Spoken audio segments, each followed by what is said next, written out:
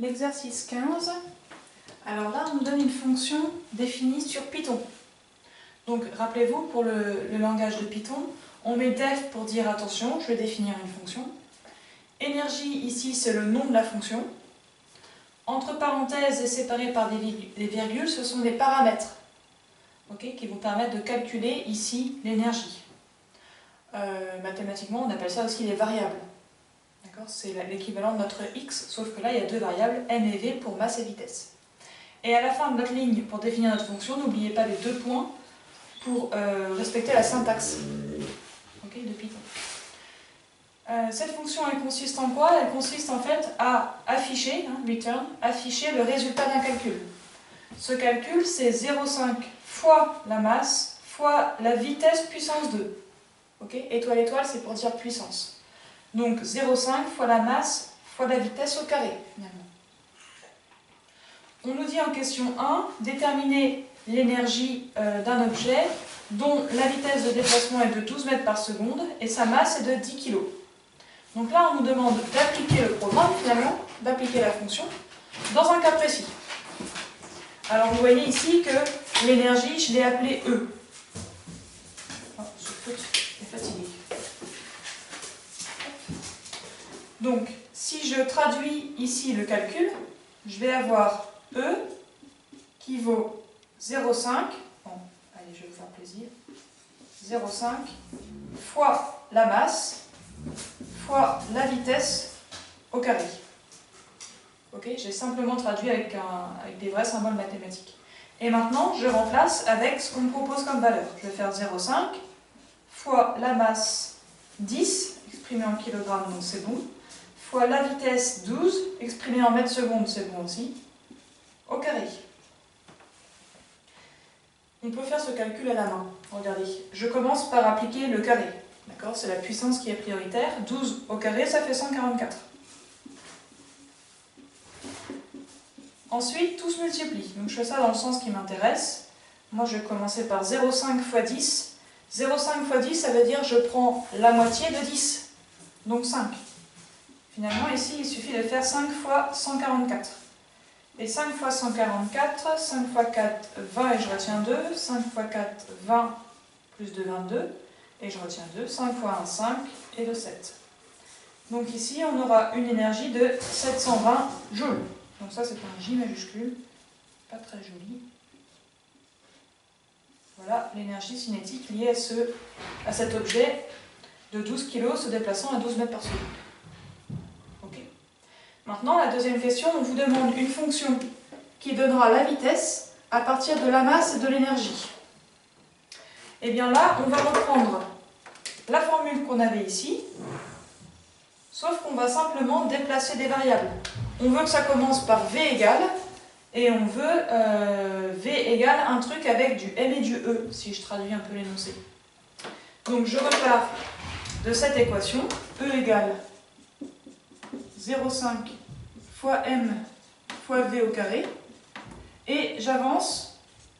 À la fin, je veux V égale quelque chose avec du M et du E dedans. Voilà mon objectif. Donc, il faut que...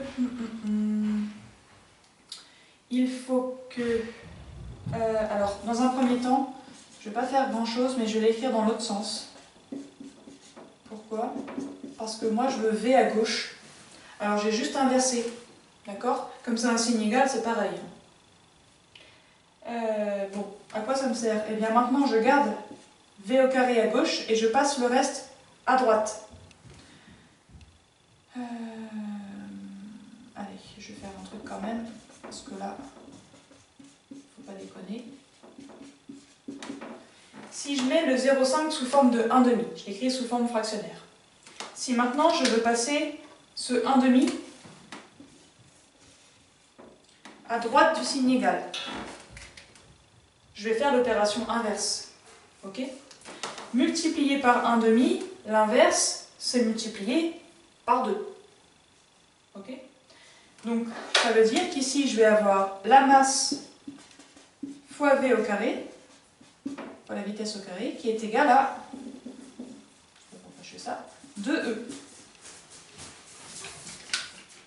Je répète, Ici, je multiplie par 1 sur 2. Ça revient à diviser par 2. D'accord? Si ici je divise par 2, quand je le passe à droite, je vais multiplier par 2. Là, on a pas mal avancé. Alors ça, je vais l'effacer, que ça soit propre. Maintenant, c'est la masse M que je vais passer à droite. Ok? Puisque ici la masse multipliée, à droite, la masse va diviser. Donc je vais avoir 2E sur M. Ok? Dernière étape.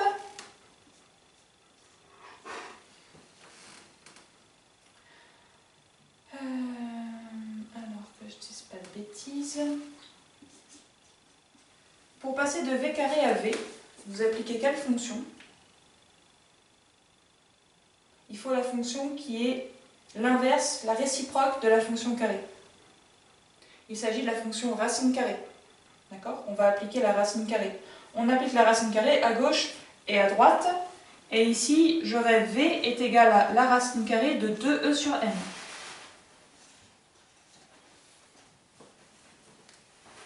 D'accord? Alors, on y est presque, hein. Je réfléchis par rapport à l'énoncé. On nous demande d'écrire une fonction. Ça veut dire qu'on nous demande d'écrire un truc de ce genre. Comment on va l'appeler cette fonction déjà? Comment on va l'appeler? On va faire un aparté comme ça. Donc petit 1 def, on va l'appeler vitesse. Ce sera la fonction vitesse.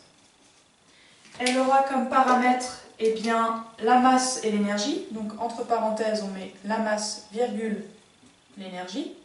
On finit notre ligne par les 2 points. Important, sinon Python il plante. Il ne comprend pas que vous allez créer une fonction. Et en dessous, on va afficher le résultat return de notre calcul qui commence par racine carrée.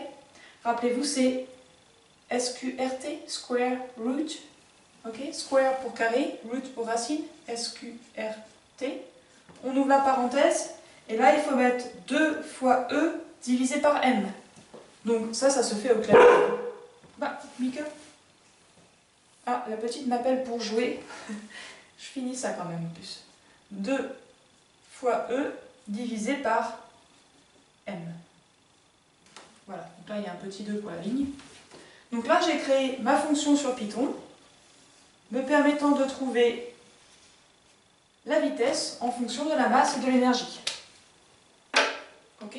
Donc préalable, je résous mon équation pour en fait transformer, si vous voulez, notre égalité qui commençait par E, je voulais qu'elle commence par V, et ensuite je crée mon petit programme. Là c'est facile, vous suivez le modèle de l'énoncé.